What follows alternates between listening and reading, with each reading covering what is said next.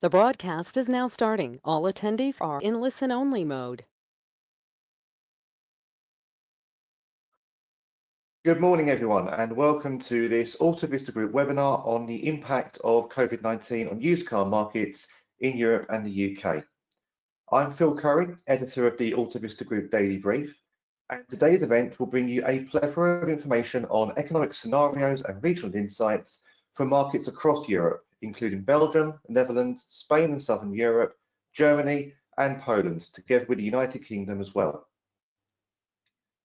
We will be hearing from some of Autovista Group's top experts on how the coronavirus pandemic has affected the automotive industry and how their countries and regions are reacting to the situation. Now, a couple of notes before we begin. Firstly, this session is being recorded and will be made available to you all afterwards. So don't worry if you miss anything, you will have the opportunity to go back over all the information that's presented today. Secondly, the chat function is open to the right-hand side of your screen. Please do use it to ask questions. While our time may be limited today, we will answer some of these in the next version of our Corona Impact White Paper and in the Autovista Group Daily Brief. Now, the Autovista Group Daily Brief is a free newsletter that delivers news analysis and industry insight directly to your email inbox. With the Daily Brief, you can stay up to date with the latest happenings and developments in the automotive industry, as reported on by Autovista Group's experts and the dedicated Daily Brief team. There's also an increasing amount of multimedia content, such as the Autovista Group Daily Brief YouTube channel and the Autovista Group podcast, which brings you a deeper dive into some of the biggest news stories. This is available on Apple Podcasts, Spotify, and Google Podcasts. You can sign up to the Daily Brief for free. Just visit www.autovistagroup.com/sign up.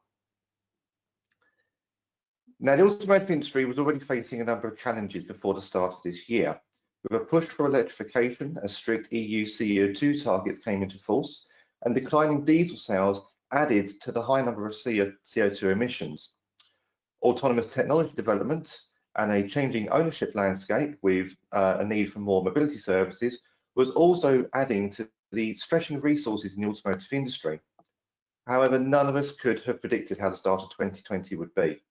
Dealerships closed, car makers unable to produce, let alone sell vehicles, and an economic impact not felt in over a decade. But the automotive industry is not a growth market. Since the last financial crisis in 2008 to 2009, the market has slowly been increasing in new car sales, but had not yet reached the previous levels. In fact, as you can see on the graph on screen, it's taken some time to get close, only starting to recover in around 2014. Yet in the last couple of years, new car registrations across Europe have slowed again. Now, the market started slowly in 2020, but has since plummeted with a 40% year-to-date drop. This is due to obviously the coronavirus pandemic and the various lockdowns. Dealerships are now starting to reopen, but until recently, they've only been set to online channels and contactless deliveries. There's been a slight bounce, but with economic uncertainty still facing the industry, it's likely that car sales will be down significantly by the end of the year. With this in mind, I'd now like to hand over to Autovista Group's Chief Economist, Dr. Christoph Ingelskirchen, who will discuss further economic scenarios and regional differences. Christoph. Thank you, Phil.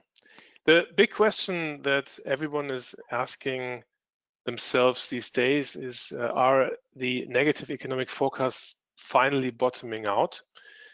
And I mean, even before the lockdown, Europe was challenged from an economic perspective, and Phil alluded to this earlier. We saw growth expectations before lockdown for the gross domestic product of around 2% for 2020 globally, and 1% for the Eurozone, and those are not very good numbers. Now, this has become substantially worse, substantially gloomier, and the latest outlook, and I'm showing here the outlook from Moody's as one of the references, shows that the global GDP is estimated to drop by 4.8% this year, Eurozone 7.3% this year, and the UK, there was actually one point worsening of the Moody's forecast to a negative 8.3% growth in 2020. Now, I have to say that there are more negative outlooks than the ones that I'm showing here. Just this morning, the EU Commission published an expectation of a contraction of around 8.7% for the Eurozone from negative 7.7%. So the answer to the question, are these forecasts bottoming out, is unfortunately no. And we will hear later also from Anthony Machin that for the UK, the forecast that the bank, for example, and others are forecasting is also lower than the 8.3% I'm showing here. We would like to wake you up a bit and start with a quick poll and feel your pulse. And James, could you please start the poll? We will, of course, tell you what we think as well during this webinar. But if you could choose one of these answers to the question, which shape of economic recovery for Europe is the most likely? So we have number one, this is our scenario one, swift V-shaped recovery. Scenario two would be moderately quick V-shaped recovery. The scenario three is a slow U-shaped type recovery. If you move further down, deep recession, slow recovery is your choice, then click on that one. And the very last is what we call an L-shaped recovery. So basically a recovery that doesn't bring us back to the level of pre-crisis for the foreseeable future. And I hope I've talked you through it long enough. If you could use the next 2 to 3 seconds to make your choice if you haven't done so. And we will end this poll now.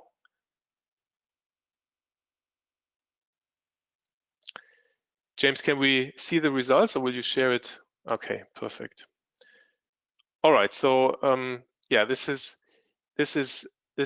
not surprising because you will see in a second that we have a pretty similar view on the situation, but the majority of you is moving towards this middle scenario, a slow U-shaped recovery. There are some optimists around you for moderately quick V-shaped recovery, but this is also justified, I believe, because in some of the countries that we will cover, we have conditions which are more favorable.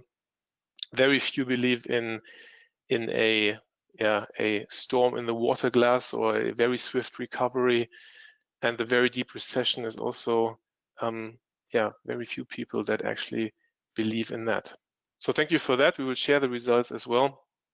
And let's move to what our view is on this topic. And before you look at the table, maybe can I direct your attention to the bottom left side of the chart, because we didn't run a poll within our teams. We actually did some analyses using the factors that you see on the bottom. So obviously how infections and infection rates are developing was one of the parameters that we used, and one of the variables.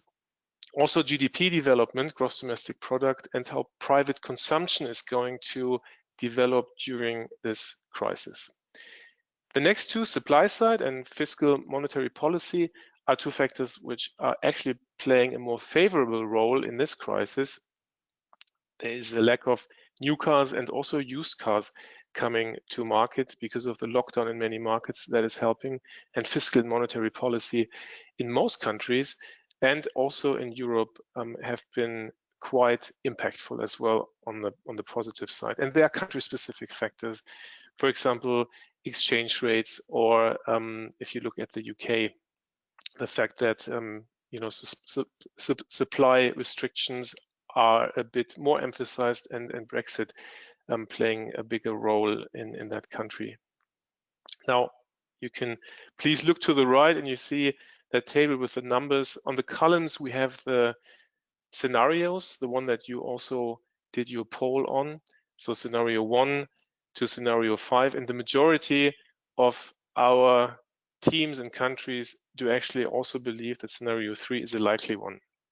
But there are some countries that see a bigger chance of a faster recovery for different reasons. For example, some of the more dynamic and elastic Eastern European countries like Czech Republic, Poland, we will hear about Poland from Marcin Kadas in a second, but also Slovakia, they see to be coming out of this crisis much more swiftly, much more elastically.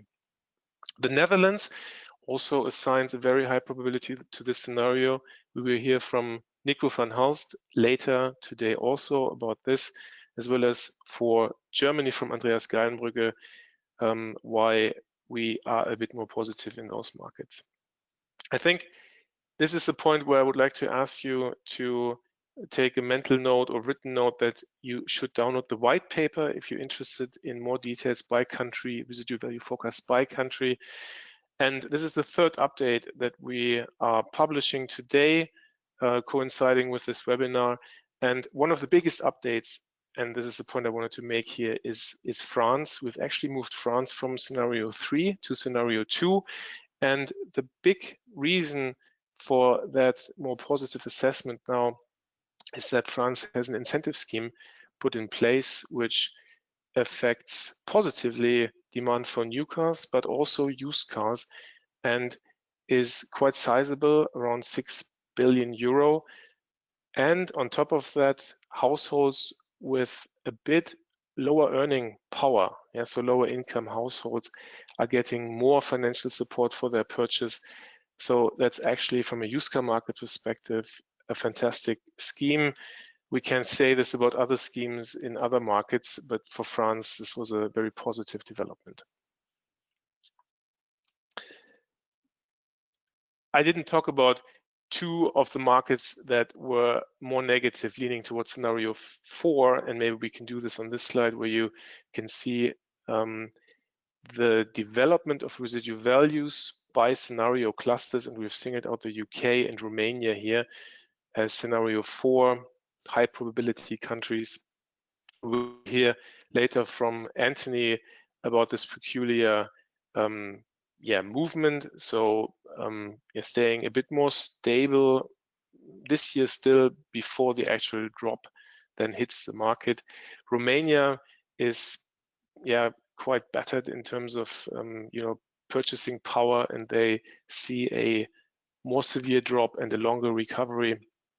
All of these numbers, by the way, are unweighted averages, and this means that if you want to find out what is actually happening in each of these markets, you will have to go into that white paper and look it up there. For example, in Spain, we see a drop of more than 5% still this year to be expected, and Ana Asofra from Spain will tell us in a second also about why this is happening.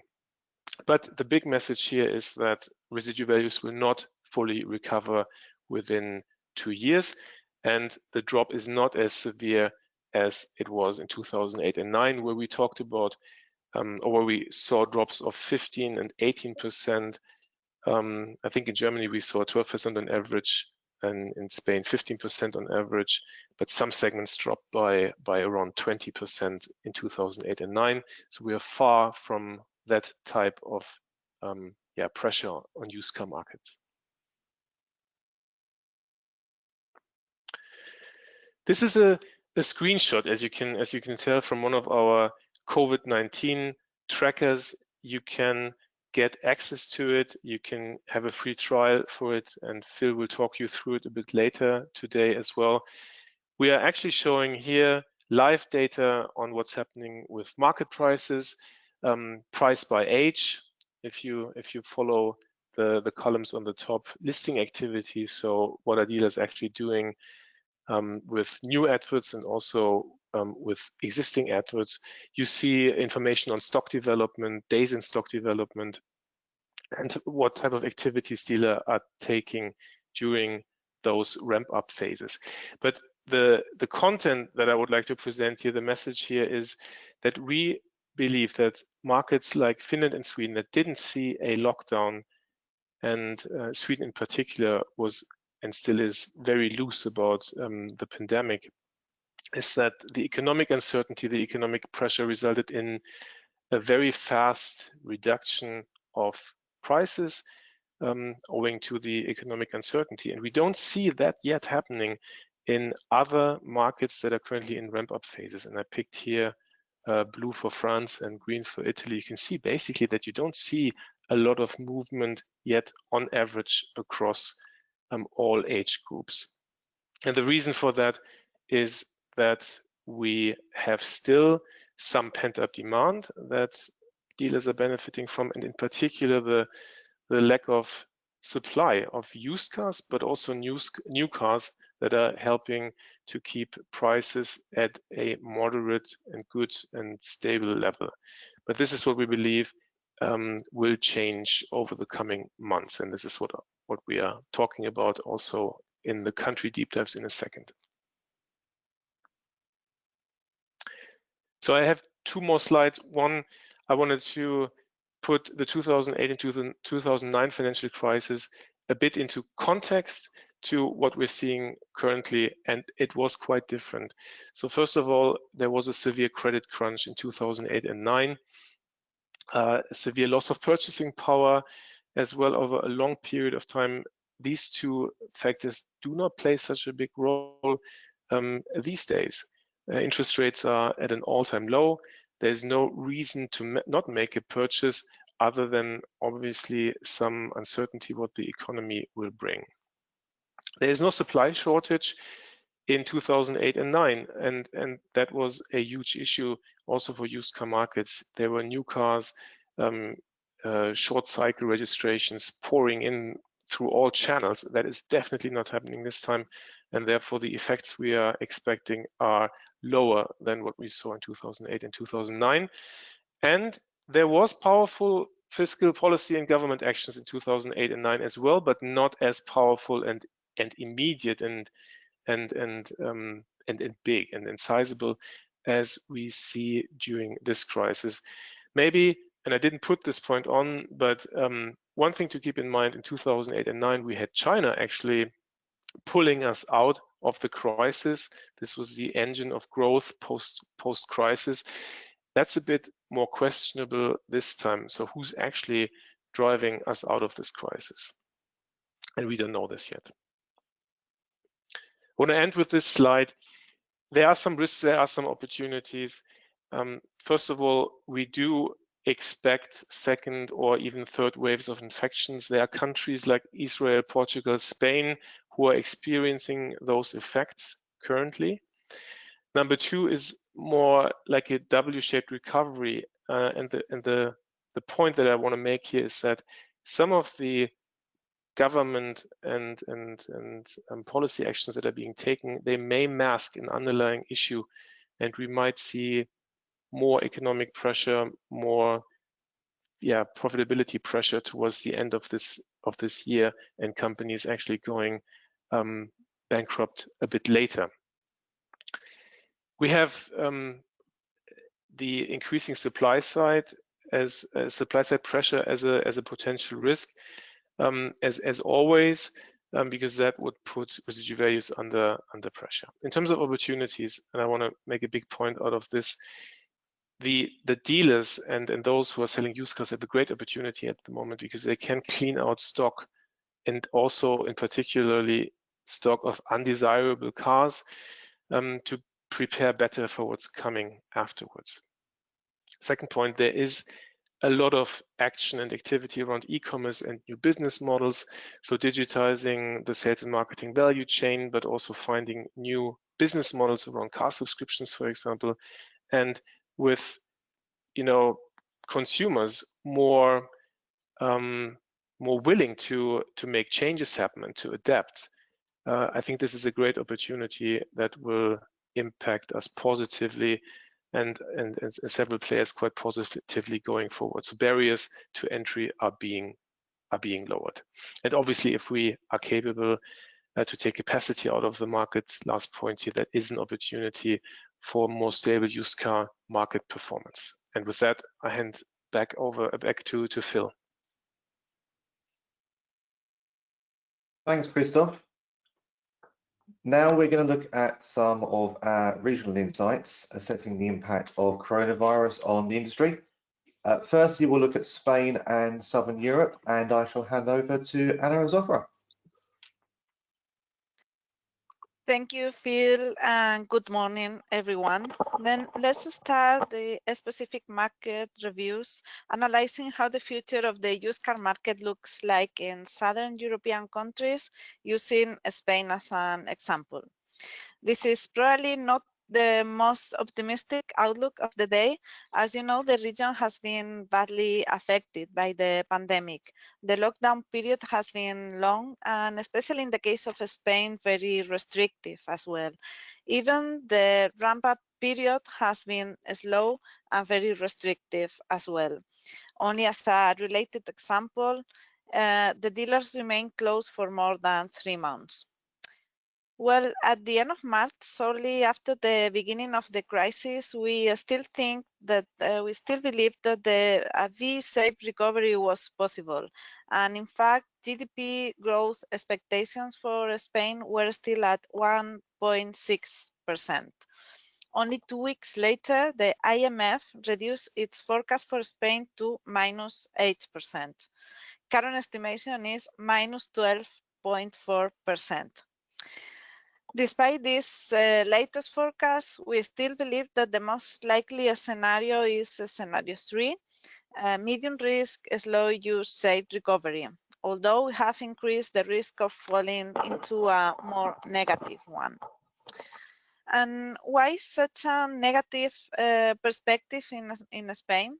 Well, in the graph on the upper left corner, you can see how the fall in Spain is more significant than the advanced economies, the emerging countries average, and even the global averages.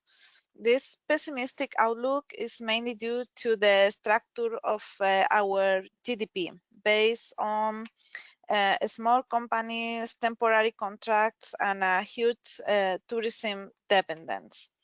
The socioeconomic disparities in Spain remain large, showing a high structural unemployment rate.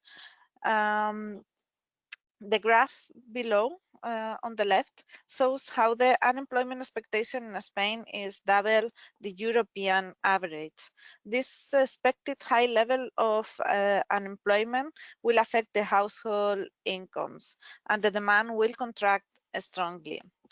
Okay, and how is this crisis going to affect the automotive sector?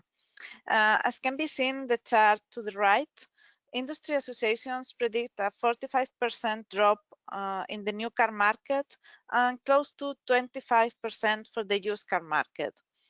Although the impact could be minimized after the government incentive scheme, these figures take us back to the worst years of the Lehman Brothers crisis. However, just as it happened then, the used car market will be more resilient to the crisis. Please, what kind of impact can we expect on residual values? Well, despite poorer prospect, we expect less pressure on residual values than in the Lehman crisis, but we do expect a negative impact. In the graph to the left, you can see that in the previous crisis, the values came to fall by minus 15% on average, reaching almost 20% in some segments. Now, we expect a fall of slightly more than 5% for 2020, which would extend to 2021, and in an almost similar way in 2022. And we should not forget that residual values in Spain were performing quite well in recent years, and this is why there is more room to drop than in other European countries. Despite the elements that mitigate the impact that Christoph has already mentioned before, most of the dealers remain closed for more than 3 months. This long lockdown has resulted in significant cash flow tension and an accumulation of a stock of more than 400,000 vehicles. The only way to overcome this situation is by increasing the promotional activity, let's say through large discounts.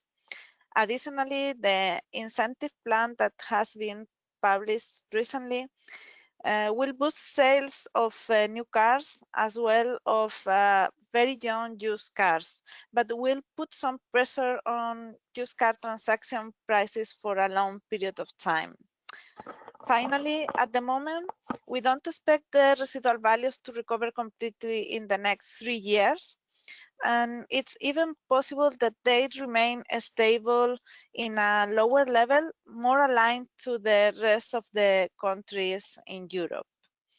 And now we move to a probably more optimistic outlook. Let me hand over to my Benelux colleagues, Idesval and Nico. Thank you. Thank you, Anna. Anna, our voice of this marvelous country, Spain, a big country. But Belgium is the smallest country in this COVID review.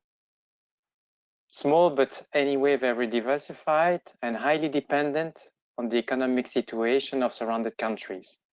Future economic stimulus, these will take, and also crisis taxation schemes to come. The automotive industry suffered a complete lockdown, resulting in a drop of more than 90% dealer sales, and we were ranked 5th of the most impacted country in Europe. Although a bright Brussels Motor Show in January this year, new car registration should decline, reaching less than 450,000 units end of December. The COVID-19 is a shock, it's not a crisis. Has been handled by a provisory government, especially settled till the 3rd of June. And yes, our country is still facing no fully empowered government for more than 1 year. This prohibits a clear vision, a quick decision process in the implementation of automotive incentives as a whole. As highlighted by these figures, 2020 and 2021 outlooks sound rather gloomy, and thus calling these two scenarios medium risk and medium high risk, with a recovery scenario that appears to draw another automotive mobility environment and completely reshaping the new car sales and second-hand values. Post-COVID-19 also means a breeding ground for great opportunities. Opportunities built on the ruins of destroyed segments and niche markets, but on a new consumer paradigm. Changes that remained in the shadow for a couple of years now are today dramatically empowered and hard to come through as a high-speed wave. A deep resegmentation of the inner markets is to pave post-COVID months and years, and this up to 2023 as a minimum. That will increase a much wider car segment volatility from -1% RV up to 5% for 2020. Let's move now to our Oranje colleague, Nico, for the Netherlands. Thank you, Edesveld, and good morning, everybody. In Netherlands, we do have other COVID measures compared to our neighboring countries. We did not face a complete lockdown and retail dealers remained open. However, there was a drop in showroom visitors and a reduced sales. Because Netherlands is highly reactive, the market responds immediately and switched quickly to online sales home delivery. This allowed us to work as usual as much as possible. Despite this direct approach, there was still a decrease in sales figures due to the COVID-19, a decrease of 30% in sales of new cars in the first semester. This reduced sales also had to do with the revision of the BPM from the 1st of July and the adjustment of the data law from the 1st of January 2021. These are both taxes that have a big impact on the sale of new and used cars. As you can see on the slide, the Dutch government has given also a subsidy since June for the purchase of a new or used electric car. That is why many customers have postponed their purchase until that date. Sales of new and used cars will recover from July, but mainly new electric cars. As a result, and also because people avoid public transportation as much as possible, used car sales have fully recovered already in June. In fact, June was the best month ever. The COVID-19 impact on used car sales was only felt in April. That is why we strongly believe in scenario 2 and that the residual values are not too heavily impacted. That's all from my side. I thank you for listening, and now I hand over to our German colleague, Andreas. Well, thanks, Nico, to my Western colleagues, and good morning, everyone. Well, in Germany, we've had a rather moderate development so far, especially compared to other European markets, as you heard, for example, from Anna from Spain. And this applies both in terms of pandemic figures and the economic situation. The shutdown, as we had no real lockdown, there was still a dealership activity in this period. This lasted from mid-March nearly to the end of April. Including May, the new car market lost some 35%, which is huge compared to 2019. But while the used car market only let's say, lost 16%, and the preliminary June data from this week is again slightly better. An important impact comes from the period of production stop, which will probably continue until autumn in some cases, leading, as you heard from Christoph, to reduced availability of new cars. And this has certainly also contributed to the now intensified reduction that we observe in the surplus volume of the very young used cars from the 2019 registration year. This record number of registrations to manufacturer, dealer, and rentals that we call tactical registrations in the second half of the last year has been the main problem in the trade since the beginning of the crisis, because it was a huge volume and lack of demand. The production stop in turn means that about 240,000 fewer tactical registrations in this year will provide relief in terms of standing costs, financing costs at the dealership. Overall, however, this of course does not make up for the approximately 300,000 fewer cars, new cars, sold to end customers this year. So this would make some 7, 8, 9 billion euro gap in turnover for industry, OEMs, and dealerships for sure. So there is some economic impact, strong economic impact coming from this. But in contrast to the financial crisis of 2009, which was much worse in terms of residual values, as we saw, there is also an impressive package of measures for many sectors of the economy that was passed quite quickly by the German government, which is, as you know, unusual for our country. And this will push, if you sum up this with the European initiatives, this will sum up to several 100 billion euros pushed into the economy, which is quite important for us as an export nation, and also for the internal consumption. And these packages ensure stable and low interest rates, which is quite important.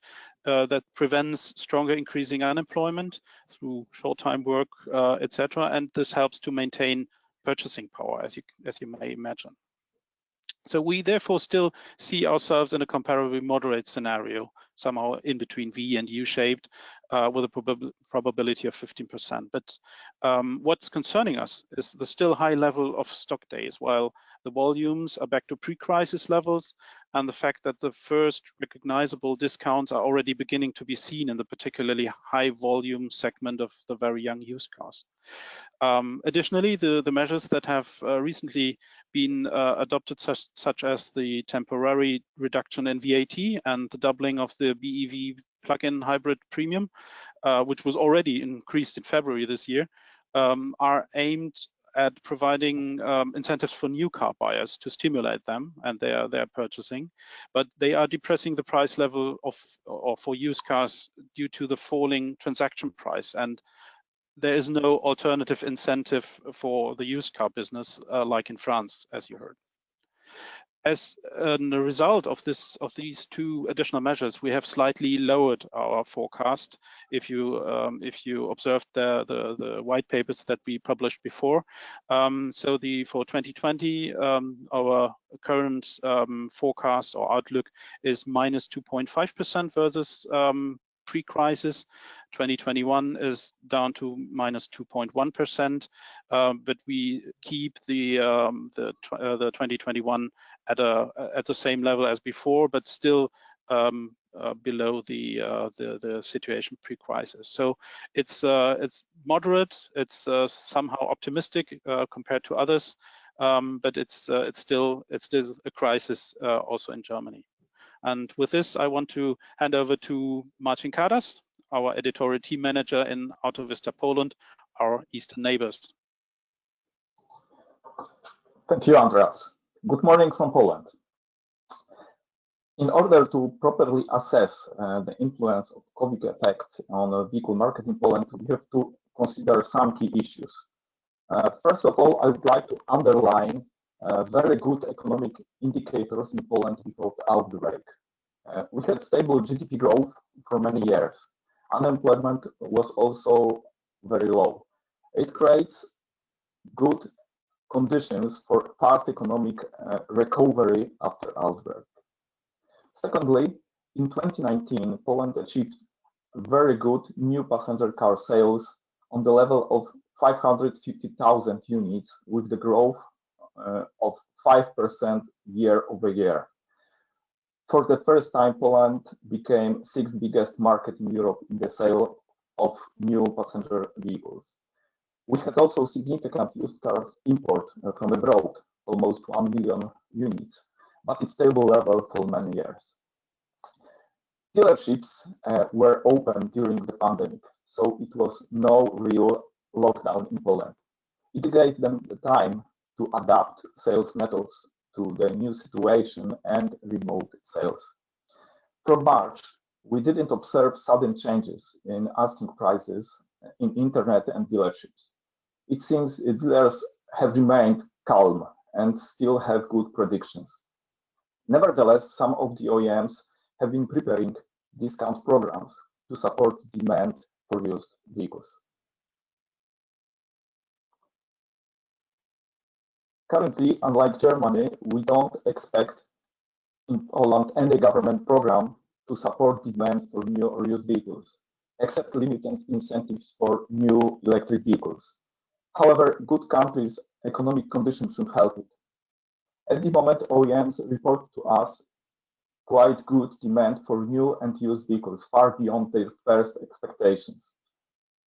For drop in sales of new passenger cars was on the level of 20% year over year. It seems quite good result, but it can be an effect of postponed registrations during the last 3 months.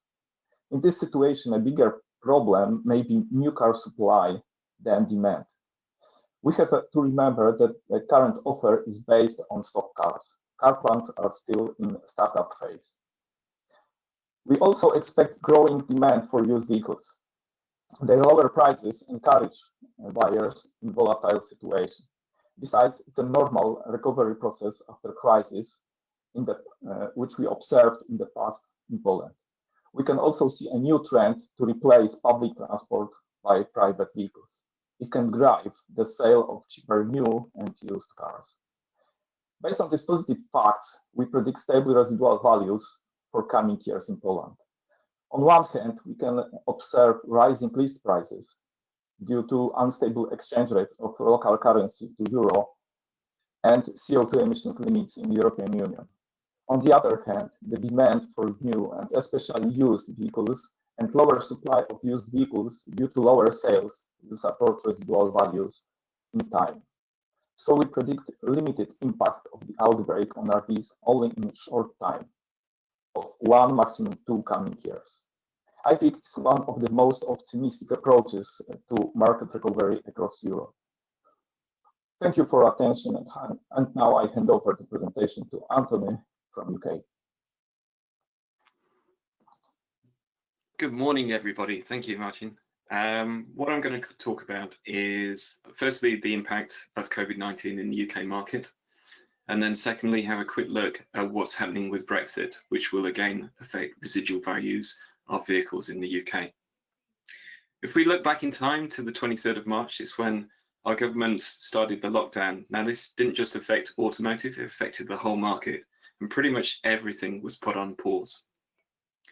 Through lockdown, around the 13th of April, we started to see some trade online auctions starting to open up. And then on the 1st of June, retail dealers opened in England and the rest of the United Kingdom later on in June. 15th of June saw some physical auctions starting to open, but the two main players in the UK, BCA and Mannheim, have tended not to go down the physical route, keeping all of their auctions online for the time being. What we're seeing through June, though, is that a lot of auction volumes have continued to rise, which is great news for the market. However, new car registrations have continued to be weak, and June figures from the SMT suggest that we're down year on year 34.9%, and for the full year to date, down 48.5%. Now, by year end, we predict that there'll be some recovery, but the sales of new cars and used cars will remain subdued, down about 30% versus 2019. Now, firing some of this through June and July will be the problems that we're seeing currently in supply and logistics for the UK market. And as we move forward, the effects of COVID are still going on.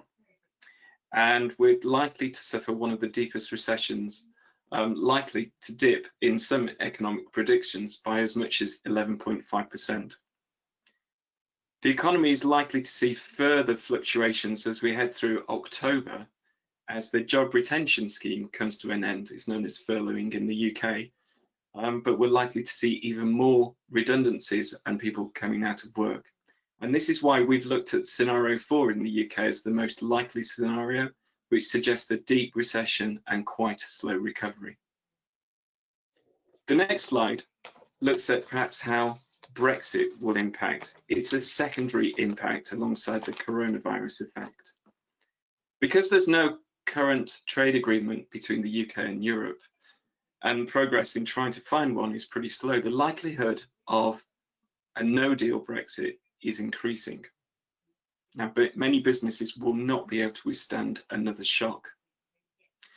British companies have already borrowed something like £35 billion from the UK government, and it's been made available to them through coronavirus relief programs. But the combination of COVID and Brexit could be devastating for the UK. Already, 9 million people, or about 27% of the workforce, are a poor part of that job retention scheme, and the salary is being paid by, or a part of their salary is being paid by the UK government. Now, if Brexit does end in a no deal, then the likelihood of the pound slipping further or devaluing against the euro is another issue that UK businesses, particularly those making imports, will be somewhat afraid of, and it will make imports even more expensive. Now, this conversely will actually support residual values in the UK because it will make new car sales more expensive. Now, this is why our residual impact is relatively small. So this year, down about 0.8% versus March, and then 2021 down 3.6% versus March this year, and then 2022 recovering ever so slightly.